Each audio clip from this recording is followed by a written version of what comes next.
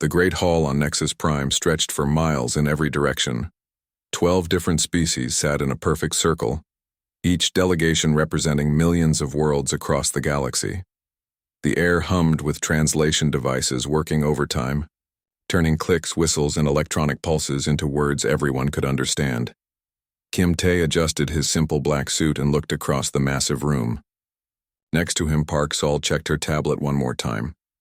They had prepared for this moment for 3 years. Today, humanity would finally join the Galactic Alliance.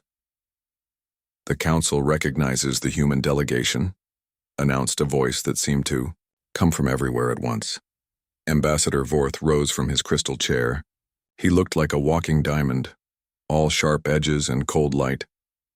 When he spoke, ice seemed to form in the air. "We have reviewed your application," Vorth said. His voice carried no warmth at all. "Your technology is adequate. Your ships function well enough. Your weapons work as expected." Kim Tae felt a small spark of hope. Maybe this would go better than expected. However, Vorth continued, and that hope died quickly. "We have serious concerns about your species' emotional stability."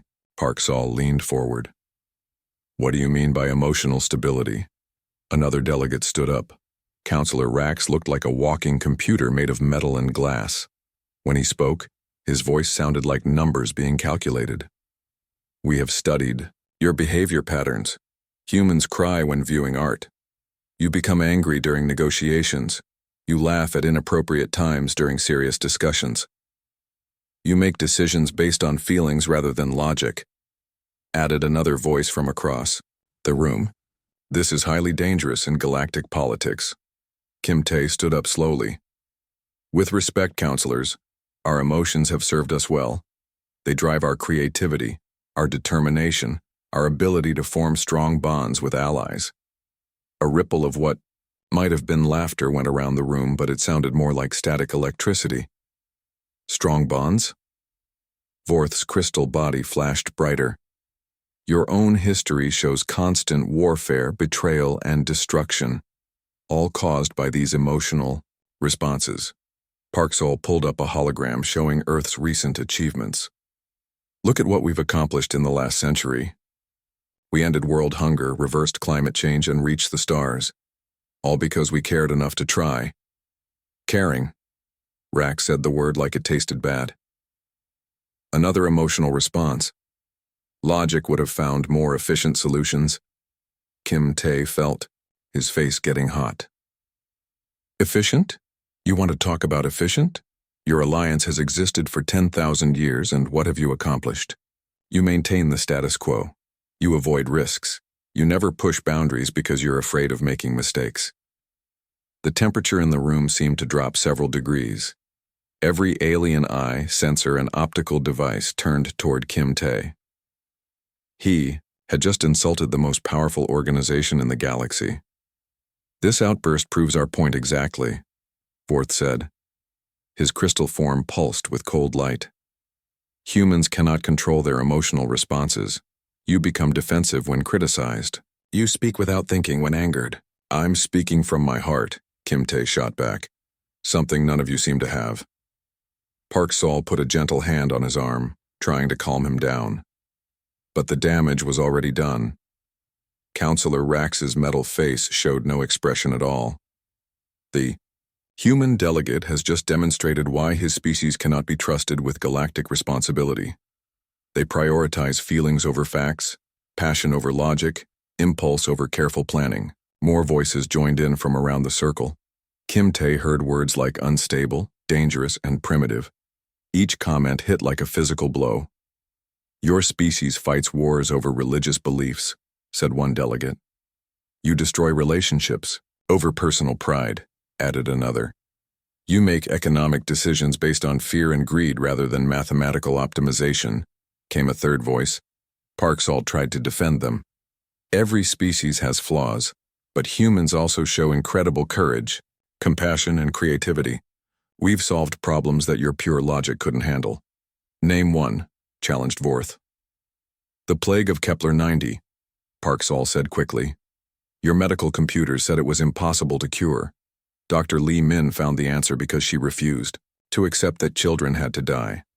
Her emotional connection to those kids drove her to try solutions your logic dismissed as impossible.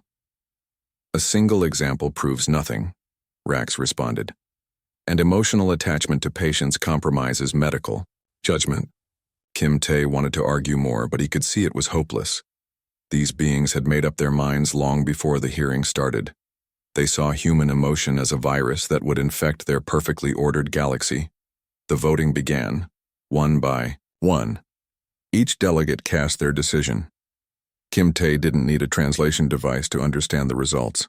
Every gesture, every light pattern, every sound meant the same thing. No. The Galactic Alliance rejects humanity's application for membership, Fourth announced officially.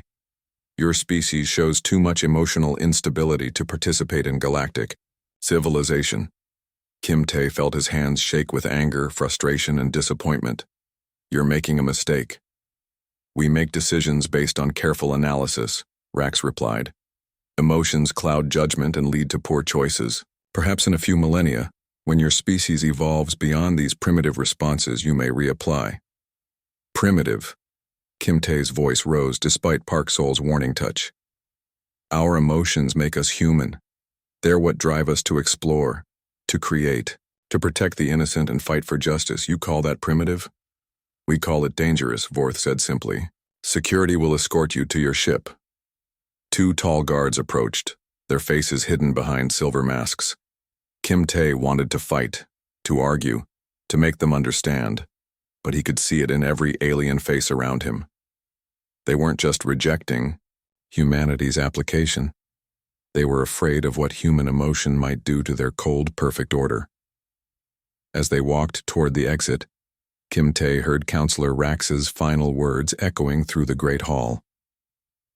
Emotional species inevitably bring chaos and instability to galactic civilization. This decision protects us all. The massive doors closed behind them with a sound like thunder. Kim Tae and Park Sol stood in the hallway, rejected and alone. What do we do now?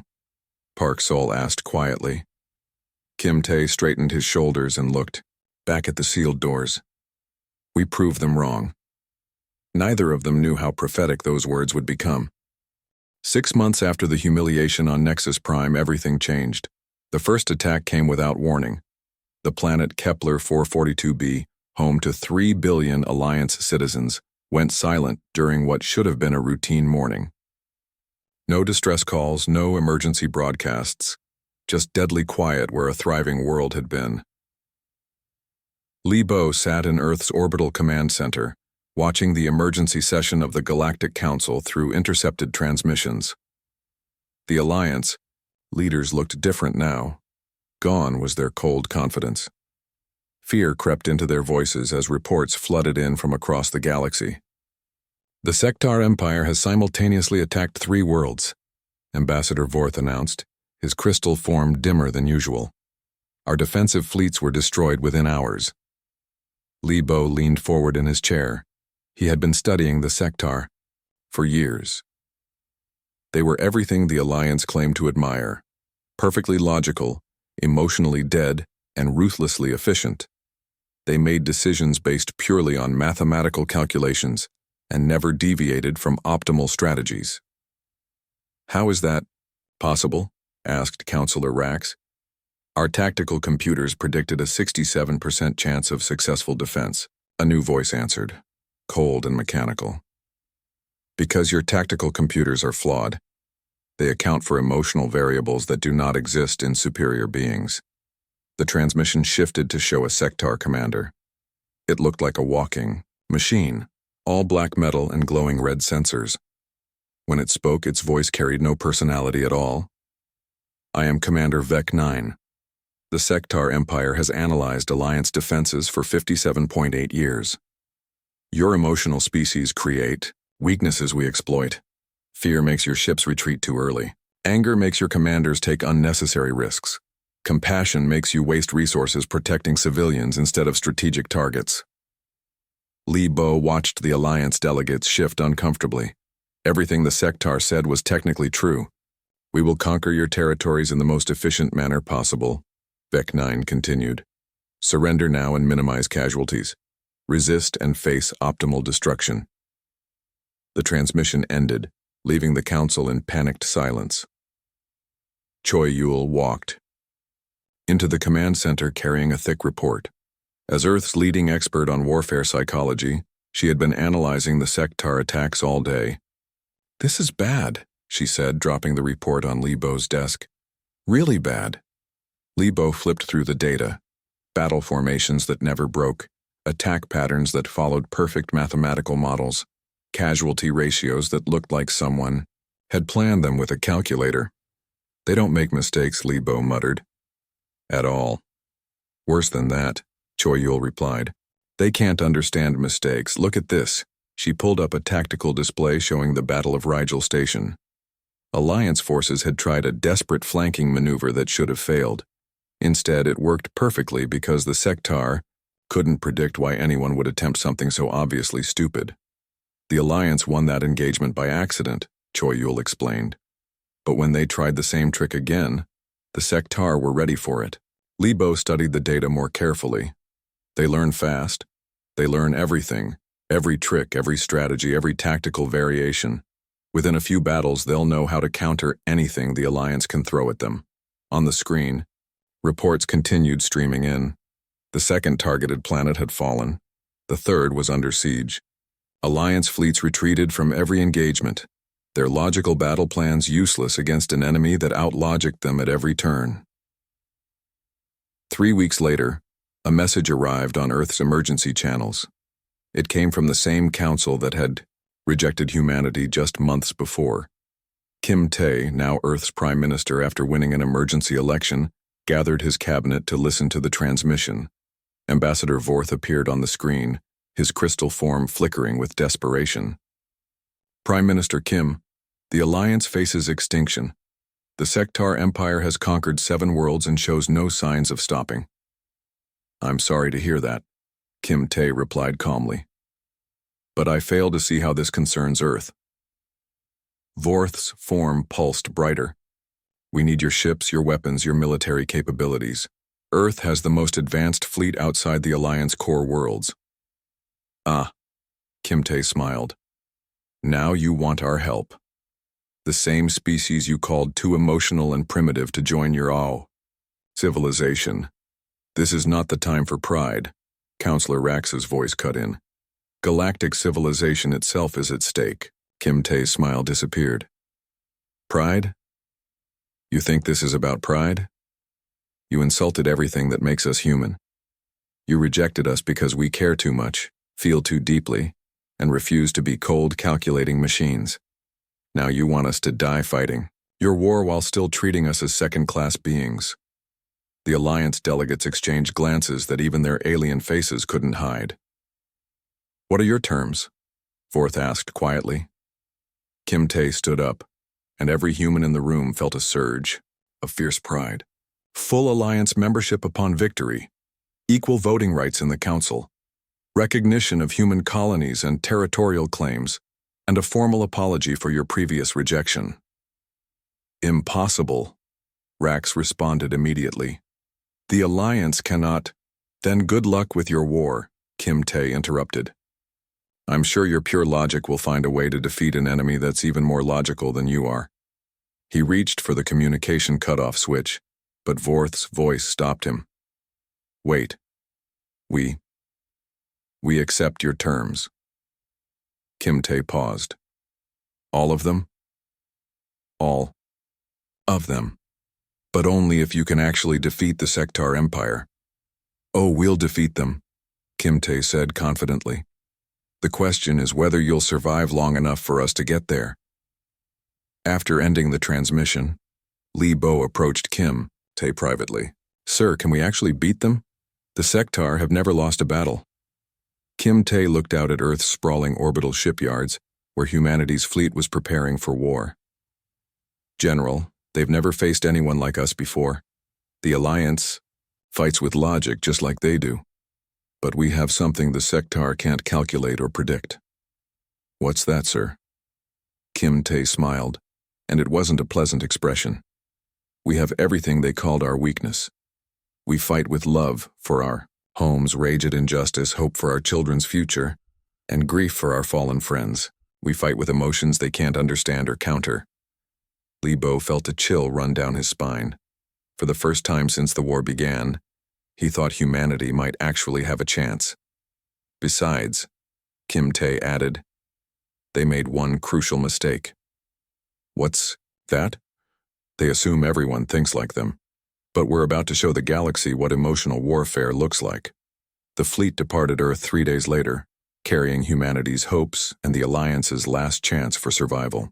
Admiral Han Bin stood on the bridge of the ESS Indomitable, watching the besieged world of Kepler 442b grow larger on the main screen. Around the planet, sector ships moved in perfect formations, like pieces on a chessboard. They blockaded every escape route and hammered the surface with calculated precision. Status report, Han Bin ordered. Sector fleet consists of 237 vessels, reported his tactical officer. They've maintained perfect orbital positions for 6 days. No deviation from optimal coverage patterns. General Moon Yi joined Han Bin at the command station. Her ground forces waited in the ship's belly, ready for deployment. The Alliance fleet tried to break the blockade yesterday. They lost 40 ships and didn't even scratch the sector formation. Han Bin nodded grimly. He had studied the battle, recordings. The Alliance attack had been textbook perfect. Coordinated approach, concentrated firepower, proper support formations. It should have worked against any normal enemy, but the sector weren't normal. They had calculated every possible Alliance tactic decades in advance. When the attack came, they simply executed Counter Protocol 847B and destroyed the approaching fleet with mathematical precision. Sir, Captain Oh-jun's voice crackled over the comm system. Fighter squadrons are ready for deployment. What are your orders? Han Bin smiled. Oh-jun commanded the best pilots in the human fleet, and more importantly, he was completely unpredictable in battle. Stand by, Captain. We're going to try something different. Dr. Shin Mei appeared on the bridge carrying her medical kit. Admiral, I request permission to accompany the first wave. Absolutely not, Moon Yi said immediately. You're too valuable to risk on the front lines. Shin Mei's eyes flashed with determination. With respect, General, my place is with our people. If they're going to bleed, I'm going to be there to patch them up. Han Bin looked at the young doctor. She was barely 25, but she had already become famous throughout the fleet for her dedication to saving lives. More than that, she inspired everyone around her with her compassion and courage. Permission granted, Doctor. But stay with the command ship until we secure a foothold. For 3 days, the human fleet observed the sector blockade. They didn't attack, didn't probe defenses, didn't do anything the enemy could predict or counter. Instead, they watched and learned. Choi Yul worked around the clock analyzing sector behavior patterns. What she discovered changed everything. Admiral, she announced at the morning briefing, I've found their weakness. The senior officers gathered around her tactical display. It showed the sector fleet in perfect geometric formation. Every ship exactly where mathematical models said it should be. They're too perfect, Choi Yul explained.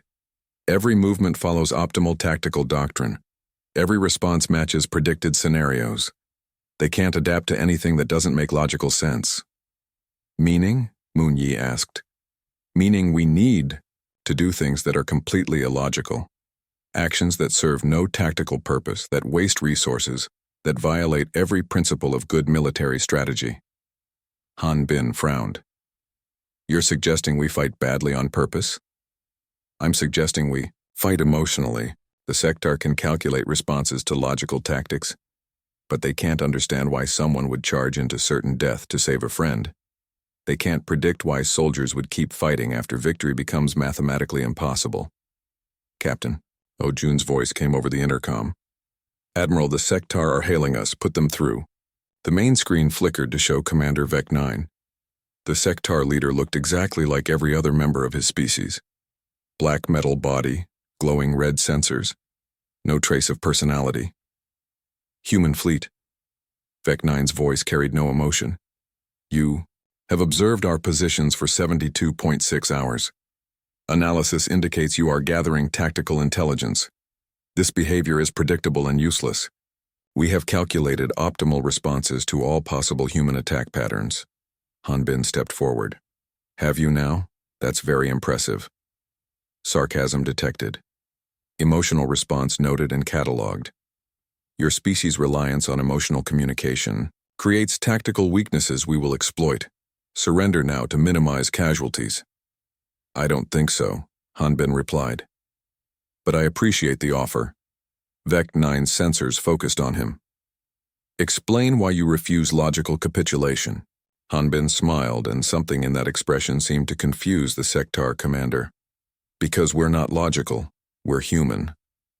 The transmission ended, leaving Vec-9 staring at a blank screen, trying to process what he had just witnessed.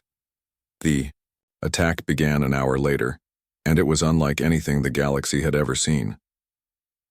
Jun's fighters led the charge, but instead of following standard attack formations, they flew in completely random patterns.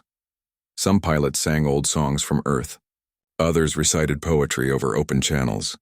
A few simply screamed battle cries that made no tactical sense at all. The Sectar defensive grid tried to track the incoming fighters, but the erratic flight patterns defied every predictive model. Ships that should have been destroyed somehow survived, while others flew directly into enemy fire for no apparent reason. Fighter Squadron 7 is breaking off their attack run, reported the tactical officer. Why? Demanded Moon Yi. Lieutenant Park says his grandmother's spirit told him to go help Squadron 3 instead. Moon Yi stared at the display. Squadron 3 was completely surrounded and taking heavy damage. Park's squadron couldn't possibly reach them in time to help, except they did. Park's fighters arrived just as Squadron 3's shields failed. Instead of retreating, they formed a protective circle around the damaged ships and began singing a Korean funeral song for pilots who weren't even dead yet. Something strange happened. The Sectar weapons stopped firing for exactly 3.7 seconds while their computers tried to process this behavior. Those seconds were enough for Squadron 3 to escape. Fascinating, Choi Yul murmured. They literally can't understand why Park would risk his life for comrades with no tactical value. The main assault came next. Human ships charged the Sectar, line in formations that made no military sense. Some ships peeled off to rescue escape pods instead of pressing their attack. Others kept fighting long after their weapons were depleted, ramming enemy vessels in suicidal collisions. Dr. Shin Mei launched with the first wave of ground troops, her medical transport diving toward the planet's surface. When Sectar fighters intercepted her ship, she did something that broke their tactical computers completely. She broadcast a message on all frequencies. I am a doctor. I am here to heal the wounded of both sides. I will not fire on you if you do not fire on me. The Sectar fighters stopped attacking. Their programming had no protocol for dealing with an enemy who refused to fight back. While they hesitated, human escorts swept in and cleared a path to the surface. Within hours, Shinmei's field hospital was treating both human and Alliance wounded. When the first injured Sectar was brought in, she cleaned and bandaged his wounds with the same care she showed everyone else. The Sectar soldier stared at her with his red sensors. Why do you repair damage to an enemy unit? Because you're hurt, Shinmei replied simply. That's all that matters. The soldier's head tilted in confusion. This behavior serves no tactical purpose. It wastes resources and time. Maybe, Shinmei said, checking his bandages. But it's the right thing to do. For the first time in Sectar history, one of their soldiers experienced doubt about the logic of their cause. The battle raged for 2 more days. Human forces used tactics that violated every principle of warfare, showing mercy to defeated enemies, risking valuable assets to save single soldiers, making emotional decisions that ignored tactical advantages. And slowly, impossibly, they began to win. Commander Vec-9 found himself unable to predict human behavior. When his forces captured a human position, the survivors kept fighting instead of surrendering logically. When humans captured Sectar positions, they offered medical aid to the prisoners instead of executing them efficiently. On the morning of the 3rd day, Vec-9 made a decision that shocked his entire fleet. For the first time in Sectar military history, he ordered a retreat. As the enemy ships withdrew, Admiral Han Bin watched from his bridge with deep satisfaction.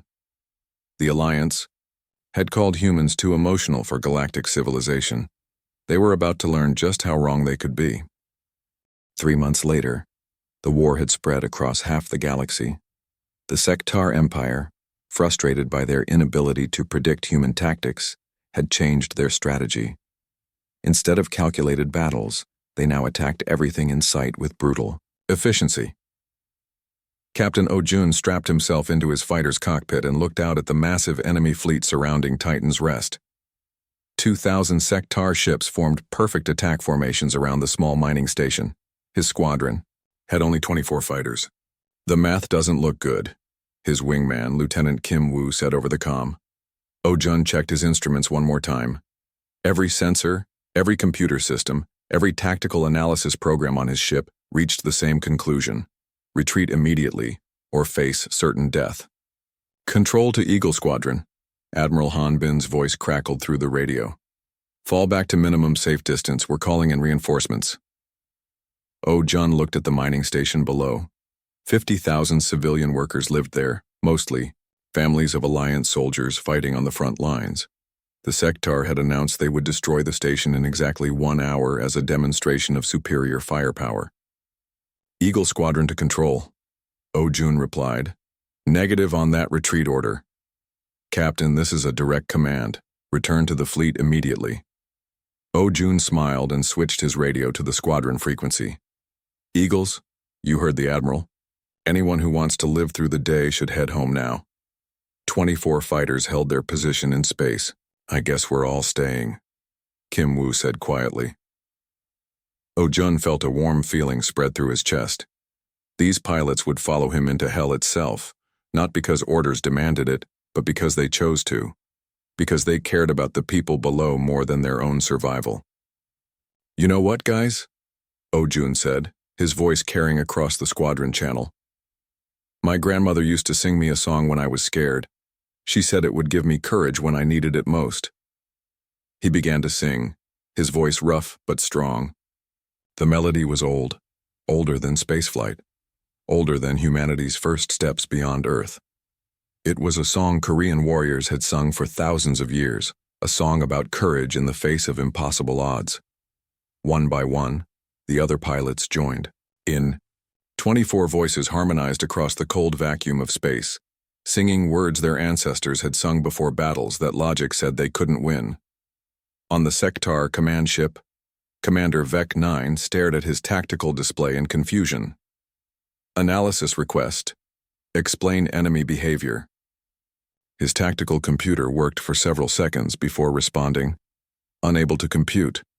Enemy forces are engaging in non-tactical vocalizations while maintaining attack formation. Behavior serves no military purpose. Are they attempting psychological warfare? Vec-9 asked. Negative. Vocalizations appear to be directed at their own forces, not at us. Possible equipment malfunction in enemy communication systems. Vec-9 watched the small formation of human fighters begin their attack run. Every calculation said they would be destroyed within minutes. Yet they kept singing as they dove toward his fleet. Sir, his weapons officer reported, enemy fighters are accelerating beyond optimal attack speed. They are overshooting their effective weapon range. Predictable human error, Vec-9 replied. Destroy them. But something was wrong. The human fighters weaved through Sectar defensive fire with impossible skill. Ships that should have been vaporized somehow survived, their pilots singing louder with each near miss. Then something unprecedented happened. On the planet below, Alliance ground forces heard the human squadron's battle song echoing through their communications. These weren't humans. They were crystalline beings, silicon entities, and a dozen other species that had always prided themselves on logical thinking. But as they listened to 24 human pilots singing their way into certain death to protect civilians, something stirred in their alien hearts. Captain Core 7, a crystalline cruiser commander, found himself moved by the display of hopeless courage. His tactical computers screamed warnings as he powered up his ship's engines and turned toward the sector fleet. "Bridge crew," he announced. "We're joining the attack." His crew stared at him in shock. "Sir, that's suicide. The humans are already lost." "Perhaps," Core 7 replied, his crystal body glowing brighter. "But they're not dying alone." More Alliance ships broke formation and joined the impossible charge, not because their orders demanded it, not because tactical analysis suggested it might work, but because watching humans sacrifice themselves for strangers awakened something they had forgotten they possessed. Dr. Shin Mei watched the battle from her field hospital on the station's surface. Around her, wounded soldiers from a dozen different species lay on medical beds. They had all been enemies just months ago, fighting each other in the name of logic and order. Now they worked together, helping her treat the injured regardless of species or allegiance. A sector prisoner held plasma bags while she operated on an Alliance soldier. A crystalline engineer powered her equipment while a silicon medic assisted with surgery. "Doctor," the sector prisoner said quietly, "why do the humans fight when victory is mathematically impossible?" Shin Mei looked up from her patient. "Because victory isn't the point. Protecting innocent people is the point. But they will die, maybe. But they'll die knowing they tried to save lives instead of taking them." The sector soldier's red sensors flickered. For the first time in his existence, he felt something his species had no word for. Admiration. In space, the battle had become chaos. Human fighters darted between massive sector battleships, still singing their ancient song. Alliance ships joined the attack in growing numbers, their crews infected by human courage. Commander Vec 9 watched his perfect formations crumble as enemy ships behaved in ways his computers couldn't predict. "Weapons control, focus all fire on the singing ships." "Unable to comply, sir. Enemy formations are too chaotic for optimal targeting solutions. Then fire randomly." "Random firing violates tactical doctrine, sir." Vec 9's sensors focused on the Yao battle display. Everywhere he looked, ships were acting emotionally instead of logically. They protected each other instead of optimizing their attack patterns. They took unnecessary risks to save damaged vessels. They kept fighting even after tactical analysis declared the battle lost. And somehow, impossibly, they were winning. Oh Jun's fighter took a direct hit that should have killed him instantly. His ship spun out of control, atmosphere venting from a dozen holes, but he didn't eject. Instead, he aimed his dying fighter at the sector command ship and sang louder. "For everyone we couldn't save," he whispered into his radio. "For everyone we still can." The impact destroyed both ships in a brilliant flash of light. Kim Woo watched his squadron leader die and felt something break inside his chest. Not despair, but fury. Pure, emotional human rage at the senseless destruction of a good man. "All remaining Eagles," he broadcast. "Let's finish this for Oh Jun." The surviving fighters pressed their attack with desperate intensity. Behind them came wave after wave of Alliance ships, their crews no longer thinking about tactical advantages or optimal solutions. They fought because humans had shown them that some things were worth dying for. Commander Vec 9 made a decision that violated every principle of sector military doctrine. As his fleet crumbled around him, and his tactical computers failed to provide viable solutions, he sent a message that shocked the entire galaxy. "All sector units, immediate withdrawal. Retreat to home territory." For the first time in their species' history, the sector empire admitted defeat. As the enemy ships fled, Dr. Shin Mei looked up at the stars and whispered a prayer for Captain Oh Jun and all the others who had given their lives. Around her, former enemies worked side by side, bound together by something the galaxy had almost forgotten. They had learned to feel. 6 months after the Battle of Titan's Rest, the human fleet arrived at the sector home system. Admiral Han Bin stood on his bridge, looking at the most heavily defended worlds in the galaxy. Millions of ships surrounded 3 planets, their formations perfect and calculated. "Sir," reported his tactical officer, "enemy defensive strength is beyond our capacity to defeat through conventional assault. Estimated casualties would exceed 90%. Han Bin nodded. He had expected as much. The sectar had retreated to their core worlds and built defenses that could withstand any logical attack. Good thing we're not planning a conventional assault, he replied. General Moon Yi joined him at the command station. Admiral, the Council is demanding we begin. Bombardment immediately. They want the sectar worlds destroyed as an example to other potential enemies. Han Bin's face hardened. Absolutely not. We're not here to commit genocide. Sir, with respect, the Alliance has lost over 300 worlds to these people. They want revenge. Revenge is exactly what got us into this mess, Han Bin said, firmly. The Alliance spent millennia being cold and logical, which created the perfect environment for an even colder, more logical enemy. We're going to break that cycle. Ambassador Park Sol appeared on the main screen via hyperspace communication. She had been negotiating with Alliance leadership for weeks, preparing for this moment. Admiral, she reported, I have authorization from Prime Minister Kim Tae to proceed with Operation Awakening. Han Bin smiled. Then let's wake them up. What happened next changed galactic civilization forever. Instead of attacking the sectar defense fleet, the human ships began broadcasting on every frequency, not weapons fire or tactical data, but something the sectar had never experienced. Human culture. Music poured across space toward the enemy worlds. Symphonies that brought tears to listeners' eyes. Rock songs that made hearts race with excitement. Lullabies that mothers had sung to their children for thousands of years. Poetry followed the music. Words about love, loss, hope, and dreams. Stories of triumph and tragedy. Of ordinary people doing extraordinary things because they cared about something greater than themselves. Then came the videos. Footage of humans laughing with pure joy. Children playing in fields of flowers. Couples dancing at weddings. Families mourning their dead with dignified grief. People helping strangers for no reason except basic kindness. Emperor Vex, supreme ruler of the Sectar Empire, watched the broadcast from his throne room with growing confusion. His tactical computers worked overtime trying to analyze the incoming data, but found no military significance whatsoever. Advisor Prime, he called to his chief strategist. Explain the purpose of this human transmission. Advisor Prime's metal form flickered with uncertainty. Analysis inconclusive, Emperor. The broadcasts contain no tactical information, no demands for surrender, no strategic communications. They appear to be entertainment. Entertainment. During warfare, this makes no logical sense. But across the three sectar worlds, something unprecedented was happening. Citizens who had never experienced emotion in their entire lives began to feel stirrings of something new.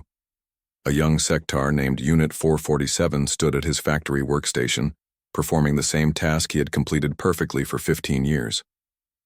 But today, as Beethoven's Ninth Symphony played from the human broadcasts, he found himself stopping work to listen.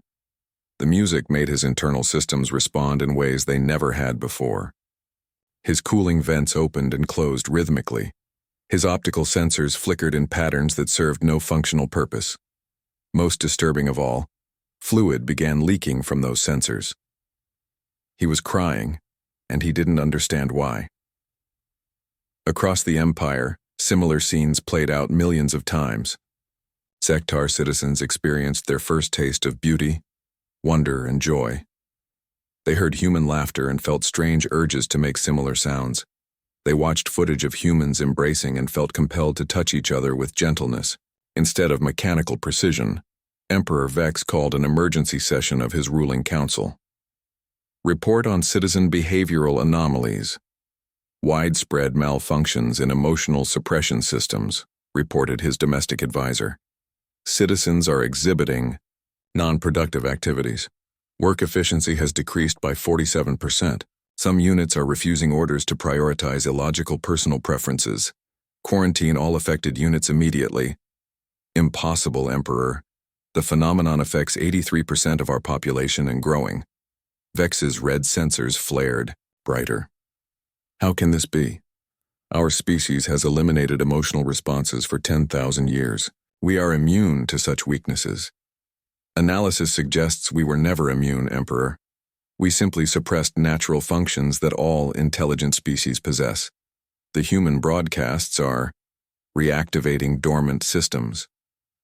On the second day of the broadcasts, something even more remarkable happened. A Sectar military unit refused orders to fire on an approaching human ship. When questioned, their leader, Commander Kex II, gave an answer that shook the Empire to its core. The ship contains medical supplies for civilian populations on border worlds. Destroying it serves no strategic purpose and causes unnecessary suffering. Suffering is irrelevant, his superior replied. Destroy the ship. No. It was the first time in Sectar history that a military unit had refused a direct order based on moral grounds. By the third day, entire cities had stopped functioning as citizens abandoned their assigned tasks to experience the emotions flooding through them. They gathered in public spaces to listen to music together. They created crude art with their mechanical hands. They spoke to each other not as units performing functions, but as individuals with names and feelings. Emperor Vex realized his empire was crumbling from within. He opened a communication channel to the human fleet. Admiral Han Bin's face appeared on the screen, calm and confident. Emperor Vex, Han Bin said politely. I trust you're enjoying our cultural exchange program. Stop these broadcasts immediately, Vex demanded. You are destroying our civilization. We're not destroying anything. We're helping your people discover what they've always been capable of feeling. Emotions make beings weak and irrational. They lead to chaos and inefficiency. Han Bin leaned forward. Is that what you see when you look at us? Weakness? Because we just fought your supposedly superior military to a standstill using nothing. But the emotions you despise. Vex's sensors flickered with something that might have been uncertainty. Our tactical analyses were inadequate. Your analyses assumed everyone thinks like you do, but the galaxy is full of species who feel deeply and fight bravely because of those feelings, not in spite of them. Over the next week, the Sectar Empire collapsed peacefully. Not from military conquest, but from an emotional awakening that spread like wildfire through their population. Citizens renamed themselves, chose new occupations based on personal interests instead of optimal efficiency, and began forming relationships based on affection rather than functional compatibility. Emperor Vex himself experienced the most dramatic change. On the seventh day of the broadcasts, he watched a human video showing a father teaching his young daughter to ride a bicycle. The child fell several times, but kept trying because her father encouraged her with patient love. For the first time in his existence, Vex understood the power of hope, determination, and unconditional support. Fluid leaked from his sensors as he realized what his species had lost in their pursuit of perfect logic. He sent an unconditional surrender to Admiral Han Bin, along with a personal message. Teach us to feel without destroying ourselves. We have been machines pretending to be alive. Show us how to truly live. 3 months later, Kim Tae stood before the Galactic Council in the same hall where humanity had been rejected just over a year ago. But this time, the atmosphere was completely different. Ambassador Vorth approached him with something resembling humility. The crystalline being's form pulsed with colors Kim Tae had never seen before. Prime Minister Kim, Vorth said, we owe you an apology. We called your species too emotional to join galactic civilization. We were wrong. Kim Tae smiled. You weren't entirely wrong. We are emotional. The difference is that we've learned to use our emotions as strength instead of seeing them as weakness.